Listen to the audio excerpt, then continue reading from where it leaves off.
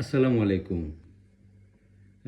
আসলে বাংলাদেশও এই মুহূর্তে কিছু দুষ্কৃতিকারী হল যেভাবে মাথাচাড়া দিয়ে উঠিতরা তারার মাঝে অন্যতম হইল গিয়া রাশেদ প্রধান। গতকালকে একটা মন্তব্য করছে বাংলাদেশের প্রধানমন্ত্রীর লইয়া, জনাব তারেক রহমান সাহেবের নিয়া। আসলে রাজনীতির যে শিষ্টাচার তারা যেভাবে নষ্ট করে, এখন যদি তারা এই ব্যক্তিরে গ্রেফতার করা হয় তে দেখবা একটা পক্ষই তারা লইয়া খুব মানে ফালাফালি শুরু করব, লেখালেখি শুরু করব।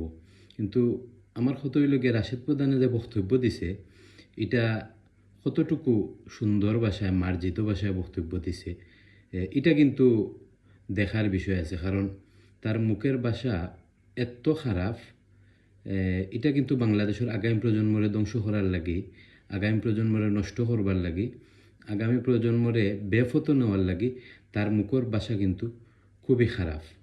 তারে আমি কিন্তু কুলাঙ্কার হইলাম না, কিন্তু তার মুখের ভাষা খুব খারাপ।